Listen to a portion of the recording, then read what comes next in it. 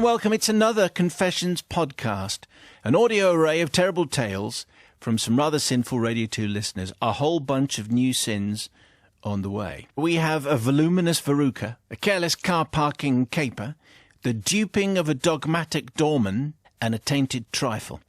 Here it all comes. So here we go with tonight's tale, which is anonymous. Oh. And does this have a certificate, this sort of PG? Have we checked this? But it's not really an age warning. It's just a kind of if you're having your tea warning. It's one of those kind of warnings, but it's not certificated from that point of view. Nice. Dear Father Simon, the Venerable Collective, I'm seeking your forgiveness for a snap decision I made in the heat of the moment many years ago. An unfortunate set of circumstances laid a path for me, leading to a decision crossroads. This guy's been on courses. I regrettably chose the wrong path when my moral compass was some way off true north. I've been burdened for a long time with that decision, frequently reliving the moment to the point where I feel I cannot move on without laying my shame before your wise counsel, begging for forgiveness. Please allow me to take you back to a time... The first paragraph was entirely irrelevant. Yeah. Please allow me to take you back to a time when I was... But it was friendly. Yeah. To a time when I was a lot younger and certainly less worldly. To a time when I was in a relationship. Ooh. The relationship was drawing to a slow and protracted conclusion. And despite several previous attempts to finish it, I was unable to see the deed through. Goodbye. We did. I suppose that's yeah, it's been fun. Oh, no. I think that solves it. Or like we used to take Chuck. Just do it via text. Yeah. That's what Deadly does. Yeah. We did enjoy many good times together. However, these were frequently soured with her fits of jealousy and accusations that a brief conversation with another female was tantamount to having a passionate affair. During this death knell stage of the relationship, I was regularly playing rugby for my local side. The relevance being that there were communal showers post-rugby match. Neither the shower nor the players enjoyed the peaks of cleanliness. It's taking an unexpected turn now. Where are we going? And this, Father, so you'll work it out very quickly, is how I acquired a large Verruca on my right foot. No. This Verruca was about the size of a 5p coin. Oh! Is that possible? That's a big one. It's a big one. It's quite big, though. In response to the Verruca, I persevere with my usual approach to medicine, allow it to resolve itself with no interference. Excellent. This Excellent. medieval approach, however, failed me this time, and after 2 months of discomfort, I selected a market-leading brand from a market-leading high street chemist. The directions for application on the packet advise that the Verruca must be soaked in water for 2 minutes before applying the enclosed cream. I initially struggled with the ergonomics of soaking the part of my foot that housed this crater. After several days of failed attempts to adequately moisten the area, I identified a drinking glass possessing a sizable aperture that could also not be mistakenly confused with other glasses in the house. I now had a dedicated glass next to my bed. It was a refined process. Every evening I would soak my foot in the glass for 2 minutes before applying the cream. A process so slick there was no need to change the water. Oh. So it stayed a stagnant companion of mine beside my bed for 2 months. Yes, 2 months. There was no need to change the water. No, of course not. So my girlfriend invites herself down for a weekend. Do come down. Beginning to see why the girlfriend might be... Anyway, she invites herself for a weekend where my parents were away on holiday. The day together was very enjoyable from what I recall. We continued to enjoy each other's company whilst the storm clouds gathered. The evening schedule involved a number of establishments and perhaps a curry to finish off what should have been a jovial night with friends. It wasn't long, though, before my girlfriend decided that happy was not for her and that the mood needed to be brought down a few notches. I thought it best I retreat home with my girlfriend, leaving my friends to sift through the ruins of their night out. I was growing increasingly tired, both from the alcohol and the accusatory dissection of who I was talking to, how I knew them, were they an ex-girlfriend, and so on. I would suggest the quarrel, lasted about 2 hours. Spilling into bed and well into the early hours, our mouths were becoming tired and parched from arguing and from the dehydration of the evening. At my lowest ebb, she concluded her latest tension-filled sentence by reaching for the glass beside my bed with the stagnant water that had been unchanged for 2 months. The glass of water that I had been bonded to for 8 weeks. The glass that could not be mistaken for any other glass in the house. I became aware of her intention to consume the stagnant contents. When I saw it inches away from her lips, my chivalrous and caring reflexes kicked in. "No!" I exclaimed. She paused, looking at me with a curious expression. I had a split second to decide, and I'm ashamed to say, I simply responded with, "Oh, nothing, whatever." I thought you had decided then. I thought you had decided. She gulped the water back. The Verruca juice flowed down her parched and tired throat. I shivered. When the lights were out, I smirked. No. I have no long-winded list of those I beg forgiveness from. It is forgiveness from my ex-girlfriend that I seek. Father Simon and the esteemed collective, this could be a challenging one to obtain forgiveness for. All I can plead was that my judgment was clouded by the shandy that I had had, and tiredness. Rubbish. And also I'd had my ears bashed for hours and hours and months. Your dedicated servant, anonymous, name withdrawn, to protect my ex-girlfriend. With a, like a bout of chivalry there at the end. Yeah, protect yourself more like. It clearly wasn't showing earlier. No. Anyway, that's why we called it the Verruca thought of you. What do you think of that, Sister Rebecca? I imagine it wasn't just his judgment that was clouded. It was presumably the contents of that glass as well, nice. after 2 months of soaking his toe. So I don't really understand why she didn't realise it was stagnant water. It kind of looked crystal clear. I mean, I guess it was dark and she was thirsty, but really... and I just... and the idea of it... Verrucas are really contagious, aren't they? So she could have got something Probably quite not by mouth. nasty. No, by mouth? I don't know. Anyway, nasty. I can't forgive this, actually. I feel really sick just at the thought of it, so I'm afraid I'm not forgiving. Deadly, what are you thinking here? I'm not sure. I'd love to forgive in some ways, but I can't see anything, any redeeming factor in any of this, really. There are always two sides to every relationship and every argument anyway, so we don't know her side of anything terms of what's been going on between them during that whole period. And he did have a split moment. I thought he was going to stop her when he said, "No!" Could you do that again, the way you did it? Well, he went, "No." Right, okay. Well, that answers, if nothing else, that answers my question. Nothing, you won't do. But yeah, I can't forgive. It's just a horrible... You could have stopped her. You could have stopped her. Any of these confessions that has the expression Verruca juice in it is not going to get any sort of forgiveness from me, I'm afraid. So there. I might ask for more foot health-related confessions, but equally... I might not. No. What do you have there, Brother Matthew? Well, first of all, I mean, she didn't notice, so, no harm done. As far as we know. Yeah, as far as we know, yeah, it's fine. But here's my problem with this confession, is that, in my opinion, and I believe most people's opinion, couples shouldn't be allowed out in company at two stages in their relationship. One, when they've just fallen in love and they are insufferable, and two, when the relationship is clearly over and all they're doing is rowing. So for that reason alone, I am not going to forgive, because they had no business being in that curry house in the first place. So, yes, not forgiven. Here's tonight's tale, and it comes from Dan. Thank you very much indeed, Dan, the Confessions Man. If you have one, it's confessions@bbc.co.uk. Dear Father Simon and the Forgiving Few, I wish to confess to an event that happened to me that made me feel not only guilty, but have an immense fear of both supermarket car parks and the Blue Peter saying, "Here's one I made earlier." The reasons why you will soon realise. Okay. It's the summer of 2013, and I had only been a father for 10 days. I wasn't looking forward to my paternity leave ending. I was still getting used to being a parent, what with surviving on 0 hours sleep, as is the way when a little bundle of joy crash lands into your life, demanding milk and cuddles and nappy changes on a rather regular basis. After one such night, my darling wife sent me to our local supermarket to get a few household goods and baby groceries. Baby groceries.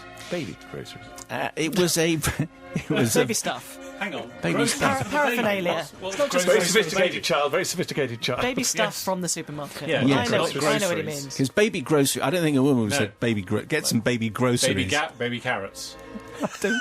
Not after about 2 weeks. Not going to be on baby carrots by then. I wouldn't have thought. They're nice. It was a very busy car park, and after driving around a few times, I managed to find a space next to a shiny, brand new BMW. Oh. Now, I didn't want to park in a parent and child space, as I didn't have my daughter in the car at the time. See, Dan is just storing up a few righteous points as he goes. Waste. As I got out of my not-so-flash car, an unfortunate gust of wind blew at just the wrong moment, and to my utter horror, rammed my driver's door wide open. It then hit the near side mirror of the BMW next to me, which then proceeded to fall off and was now only connected to the car with the wires that controlled the electric movement and probably the heater and the thing that plays videos and all that kind of stuff. Anyway, it was a very, very sorry sight with an expensive car and dangly mirrors. All my fault. Well, I happened to have some sticky tape in my pocket. Now, I frantically tried to stick the wing mirror back on in a true Blue Peter style. Shabby. Shabby? I think so. Anyway, well, let's see how it goes. It was dark. It was quite acceptable to any passing glance, so it's... Yeah, that's fixed. It was a passing glance that was the problem. So I got back in my car and reparked on the other side of the car park. Yeah, that's fine. Any cameras? Dan continues. Yeah, go on. I was just on my way over to the newly pranged car to attach a hastily scribbled note of apology. Oh, yeah, they all say that. And my insurance details. Yeah. But, Father Simon, my moral and physical courage failed as I saw that another motorist had just parked in exactly the same parking spot as I had just vacated. What's more, the movement of his car had made the wing mirror fall off all over again. And he thinks it's his fault. Well, at this point, the BMW driver, the biggest, burliest, tattooed bloke I've ever seen, arrives and proceeds to have a heated debate with the entirely innocent driver. It was like a scene from a candid camera programme, showing your age there, Dan. All it needed was someone to shout seconds out round one to see that things were being set off for a nice bout of fisticuffs. But luckily, the store security guard turned up and did a brilliant job of being a referee whilst trying to calm things down. However, as you can well see, Father Simon, in the Caring Collective, I asked for forgiveness, not for myself, as I should have had more physical and moral courage, though most new parents, I've just bitten my lip again, most new parents have brains that have turned to mush. Yeah. Anyway, I seek it from the store guard, but mainly the innocent motorist who happened to park in the wrong place at the wrong time, didn't actually knock the expensive mirror off the car, but had to pay up anyway, and will have lost his no-claims bonus, and all because of my moral cowardice and my weak spine. I've just added that bit at the end. Can I blame it on being an exhausted new dad? No. I think... Well, hang on, I haven't asked you yet. No, Is you it can't. your turn? Yeah. Do you ever Will go be first? soon, but no, you can't. Sister Rebecca goes first. You see, now... Yeah, go on. It's a difficult one because I remember well how tired, how exhausted, and it's just awful having a newborn baby in terms of, lack of sleep and just From that impaired point of view. judgment. But a wonderful Of course thing. it's a wonderful thing. A wonderful thing. Yes. Children. In fact, he probably offered to go to the supermarket. I remember saying, I'll go shopping for the first time in my life as soon as my dearest eldest came along. Stay out, have a coffee, buy some shoes. Well, no, just go shopping. Okay. Just better than being with a crying baby. But having said you that... love your kids, really. Of course I do. Of course I do. Having said that, I think I was about to forgive him when he was going to put the note on the car. That would have been great. But no, I can't forgive. Sorry, you just can't do that. No. No, I can't either. I haven't asked you yet. Okay. I'm finished. Deadly. No, I can't either. That's a surprise. Really? That led it nicely. Oh, we're live, aren't we? We are live. Yeah, you've got to apologise to both, really, haven't you? Such a harsh thing to do. I mean, you were about to put the note Someone on. else is taking the blame for something you've just done. Yeah. Times are, you've just got this new expensive thing. It's not baby. an excuse. I shouldn't have to pay for that. What if I'd been the owner of the car? I reckon You everyone... were about to put the note on. You could have been seen by the cameras if there'd been a dispute about it. You might have been seen by the not the guard. point. You could have been seen by others. There are points. That may not be the one you're thinking of. I reckon everyone and also, would have... I don't know whether... Does insurance extend Most to... people will have done what Dan did. Does insurance cover just the roads? Oh, I mean, offences are on the roads. Does it cover car parks like... Do you want to come back to us No, on that? do- I'll Sure look that it one up does. later. Do a feature about that, shall we do? Yeah, I think we Matthew. should. But no, so I'm not going to forgive. But he probably will. No, I'm not going to get... Number one, right, Yes. he moves the car. Okay, so if you were really going to leave a note and try and get things sorted out, do the note you wouldn't first? have moved your car, pal. The other thing is, I'm not buying this, I'm a new parent, my brain's gone to mush. As it turns out, it was your wife that had the child, not you. So therefore, your brain ain't going to mush. No one's buying that, sunshine. So, not forgiven. Here's tonight's confession. It comes from Michael in Nottingham. Michael, thank you very much, dear. Simon and the collective forgivers. Your recent festive confessions took me back to a particular episode in my youth that I will never, ever forget. I hope I can be forgiven. My confession happens in the run-up to Christmas 1987. When I was working as a Saturday boy in a large department store in Nottingham. Think Grace Brothers, and you won't be far wrong. The store sold everything: clothes, haberdashery, makeup, wigs, everything. Going down. Sadly, Simon, the department store isn't there anymore. It's a collection of city centre apartments and buffet-style restaurants where people with no socks still go. And a dancer in the bank. Yeah. Just making that bit up at the end. Anyway, back then, working hours were far more civilised and the store closed at 5:30 on Saturdays. So my fellow workmates and myself used to finish at the allotted time, then use the facilities in the store to get ready for an evening out in Nottingham.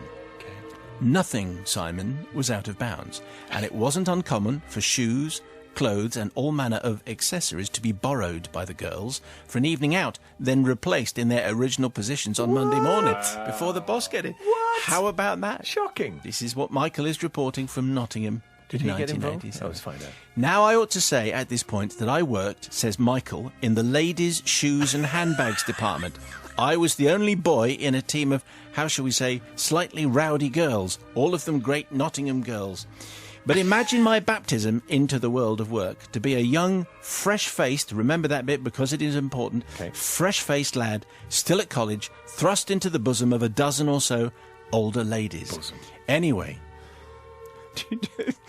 Dudley's shaking his head. I just know which way this is going now. Go on. Well, you don't Really? necessarily. Yeah. Wow. Anyway, our favourite haunt on Saturday evenings after work was a pub very near our workplace where we'd head straight from work. The only problem was the doormen fancied themselves as ladies' men and often didn't let me in. I was over 18 and I had my provisional driving licence and everything. I could prove it, but no amount of protestation would convince them to let me in and spend my hard-earned wages in their happy hour, forcing us to look elsewhere and pay over the odds for higher-priced beverages after a hard day's work selling shoes and handbags. So the girls hatched a plan to outwit the doormen. Remember I said I was fresh-faced. Yes. I was also slight of build and not yet 6 feet tall. So the girls decided they would raid the whole of the store for clothes, shoes, a wig, a brassiere, stockings, everything in fact to dress me up as a very convincing young girl. I was absolutely terrified at the prospect. They, however, thought it was hilarious. And I have to admit, rather, Simon, that the results were rather stunning.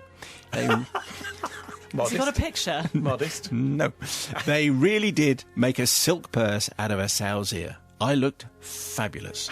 Knee-high leather boots, a blue tunic top, and a dark bobbed wig. So I ended up venturing out into Nottingham on our co-op Christmas drinks night out. Oh, you named the company. Dolled up to the nines. Yep. So there we were, queuing up outside our favourite bar. I was absolutely petrified. Anyway, we got in without the bat of an eyelid from the particularly stern doorman, the same one who normally sent me packing. The evening was going well. Happy hour was being duly enjoyed. The doorman was paying particular interest to my group. In fact, particular interest to the new young girl he'd never seen before. Oh, no. In other words, me. The girls thought it was hilarious. I thought it possibly the scariest thing that had ever happened to me. So the doorman eventually summoned up the courage to come over and talk to me, and his opening line was, and I quote, "Hiya, babe, fancy a drink?" It's not that sophisticated, really, but I wasn't expecting much. You did it very well. Well, I looked at Carol, the unelected ringleader whose idea this all was. I gave her a look. She gave me one back, whereby we both understood each other instantly. The only possible response was, in a deep, gruff voice, "Yeah, cheers, mate. Pints of bitter all round." For me and my mates, tar. Actually, it says a deep, gruff Nottingham voice, but I don't do that. I only do Winston. Half deep. Yes. Pints of bitter for me and my mates. You're in my chair. That's better. Well, you can imagine the look on the doorman's face. It was a complete picture. I can still hear the shrieks of laughter from my group as he practically ran back to his doorpost and never, ever played the ladies' man act with us ever again. So clearly, I'm asking for forgiveness, but not from the huge doorman, not from my work colleagues, but from anyone who bought a dark bobbed wig, some knee-high leather boots, or a blue tunic top from a certain department store in Nottingham around about the Christmas of 1987. Chances are it might have been slightly second-hand, along with a few other garments. But we put them back anyway. So, anyway, Michael in Nottingham, fresh-faced and looking lovely, and sipping cherry cola. What do you think there, Sister Rebecca? That is straight out of a sitcom, isn't it? Yep. Great story. I think the doorman, by not letting him in before, was obviously sexist. He was only going to let women in, so he deserves what he got. Good point. With the gruff reply, he deserved the shot that he got. And as for the poor person who bought the boots and the dress, tunic, or whatever it was, I think it's fine. I mean, they obviously didn't notice it had been worn before, so no harm done. I thought it was a great story, and you're forgiven. Here comes the Dean. It's a tricky one, that, because I might have been shopping on that Monday morning, you see. What, looking for some knee-high leather boots? Looking for some knee-high leather boots and finding that these things had been used. I'm not sure whether I like that whole idea at all, really. So, and why wasn't the doorman on the door at the time? Why was he wandering around the bar? What sort of doorman is that who goes in pursuit of fresh face? A slack doorman. Slack doorman. So, yes, you're right not to bother about him. I think on balance, I will forgive, but it's a close one. Close one thing. It's a used thing. I don't want that sort of. I don't. What was the name of the shop again in Nottingham? I'm not Well, going it there. hasn't been said. I mean, they don't exist anymore anyway. So. Oh, don't they? No, Right. he said earlier that they don't exist anymore. Oh, right. Thanks for paying attention. Anyway, But not in that place. Well, the name you gave does exist. Brother Matthew, what are you saying there? Dudley stumbled on something there. What is this doorman doing going around nightclubs hitting on women? That's not how it works at all. You're doorman, you're on the door. I worked in a nightclub, I know how it works. Oh, you're the doorman, you're on the door. Stay on the door. When it's all finished, then you can start chatting to the ladies, but not before that. What did you do in a nightclub? How do they think that they're ladies' men because they're knocking back one of their mates? How's that working? That's not working either.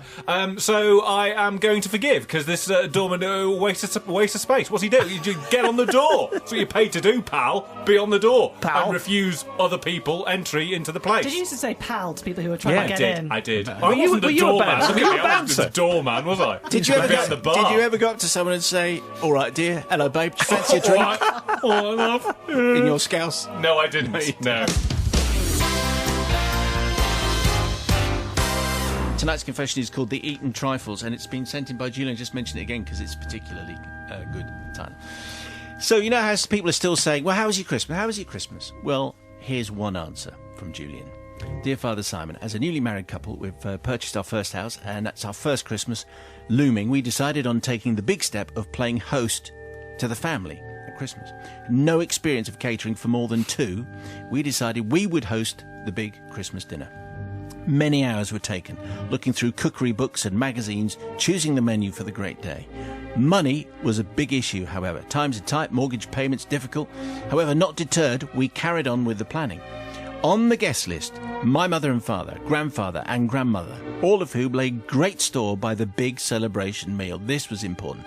The pudding had to impress, and so after much studying, it was decided to go for a magnificent English trifle. What do you think? Yeah, as long as this is first time out, that could be quite dodgy. Okay. Yeah. Well, you wait till you see what they're doing with it. A visit to the supermarket got all the ingredients together for the big day. The chicken was the main course, huge by normal Sunday lunch standards. Then the pièce de résistance, the trifle. Ingredients, you can see why we've kept this for a Thursday. Double cream, single cream, trifle sponges, jam, alcohol, lots of it. Brandy, sherry, white wine, kirsch, sugar, eggs, almonds. All on the list. Shopping bill got bigger and bigger. What do you think of the ingredients? Yeah, white wine. That's unusual in trifle. Unusual. The week before Christmas seemed to consist of dinner after dinner of baked beans on toast just to pay for the cost of the trifle. On Christmas Eve, it was decided the base of the trifle should be prepared and put into the fridge to set, leaving the syllabub to be added on Christmas morning. So the sponges were carefully cut in half and spread with jam and laid into the glass bowl. How are we doing so far? Yep, good.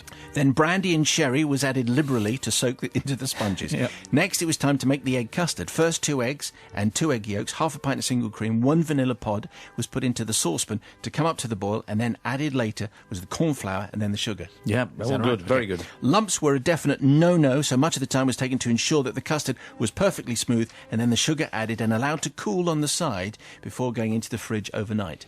Yep, Okay. excellent. Now is the time to prepare the bird. Well, it proved to be more of a challenge than we expected. The neck, the liver and the gizzard of the bird, we haven't had a gizzard in a confession before, were inside a plastic bag and placed inside the bottom end of the bird during transportation. So it was just a case of pulling the bag and taking out the contents, washing them and putting them by the bird to cook. Okay.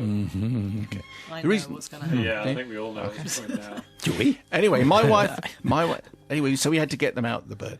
Anyway, my wife tugged and couldn't get the packet out of the hole.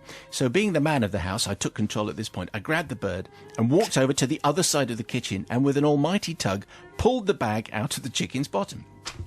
In slow motion, the bag and its slimy contents, the neck, the liver and the gizzard, all flew across the work surface and plop. Straight into the bowl, which held the perfectly made and hugely expensive custard sponge base for the trifle. The scream went up and my wife started to hyperventilate. "We can't afford to make another one," she sobbed. "We can't give them this," she snivelled.